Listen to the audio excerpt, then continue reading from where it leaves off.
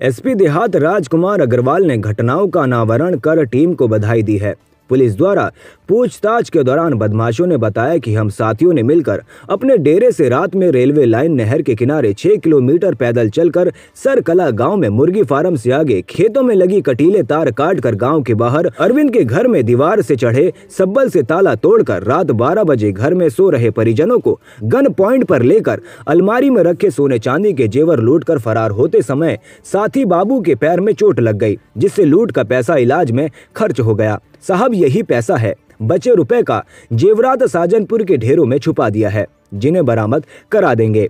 करीब 1.5 माह पहले जिला जेल बरेली की नहर के किनारे गांव में घुसकर चोरी 1 से 1.5 माह पहले अलापुर लभेड़ा गांव तथा कस्बा रिठौरा में चोरी को अंजाम दिया गया। गैंग के सरगना पप्पू नरवीर पुत्र जसवंत निवासी शाहपुर निगोही सजनपुर पर शहजानपुर बरेली में 15 मुकदमे दर्ज, अन्य बदमाशों पर विभिन्न थानों में मुकदमे दर्ज हैं। फरीदपुर पुलिस और एसओजी टीम ने कंजर गोटिया से बदरपुर जाने वाली नहर की पटरी पर डकैतों का सरगना पर पूर्व नरवीर गए इनको 8 बदमाशों के साथ डकैती की योजना बनाते हुए घेराबंदी और मुठभेड़ के दौरान दबोचा है। पुलिस ने तलाशी के दौरान बदमाशों से नाजायज तमंचा 315 बोर कारतूस, 6 चाकू, 1 नकाब, सव्वल 3 लोहे की रॉड, 83 टॉर्च, बीड़ी, सिगरेट, सरसों के तेल की बोतल जो बदमाश शरीर पर लगाकर मौके से फरार हो जाते थे। डकैती की वारदात का खुलासा हुआ है, कितने बदमाश गिरफ्तार हुए और किस तरीके से ये घटना को अंजाम देते थे? थाना क्षेत्र फरीदपुर में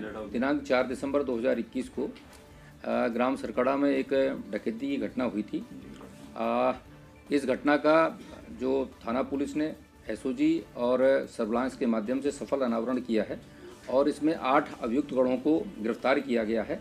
ये अभियुक्त गण जनपद शाहजहांपुर के बाराबंकी के रहने वाले हैं और इनमें से 2 जो अपराधी हैं उनकी अब तक हम लोगों को क्रिमिनल हिस्ट्री प्राप्त हुई है। बाकी अपराधियों की भी क्रिमिनल हिस्ट्री हम प्राप्त कर रहे हैं और इन लोगों ने पूर्व में जो जनपद रामपुर के विभिन्न थाना क्षेत्रों में शाहजहांपुर में घटनाओं को अंजाम दिया था। कल रात्रि में ये नहर की पटरी पर मुठभेड़ के दौरान पुलिस से जरिए मुखबिर सूचना प्राप्त होने पर गिरफ्तार हुए हैं और फरीदपुर की घटना का लगभग 80% माल इनसे बरामद हुआ है। इनके अलावा इन्होंने पूर्व में जो घटनाएं थाना इज्जतनगर में एक घटना की थी, एक घटना भूता में और एक घटना हाफिजगंज के रिठौरा में और दूसरी घटना उन्होंने लभेड़ा में की थी। उस घटनाओं का भी माल बरामद हुआ है। पूछने पे इन लोगों ने जो बातें बताई हैं उसमें महत्वपूर्ण बात यह है कि ये घटना के लिए या तो रेलवे ट्रैक का प्रयोग करते हैं या फिर नहर की पटरी का प्रयोग करते हैं। पूर्व में जो अक्टूबर माह में रिठौरा में घटना हुई थी थाना हाफिजगंज क्षेत्र में, उसमें एक मोबाइल का प्रयोग हुआ था जो थोड़ी देर के लिए चला था।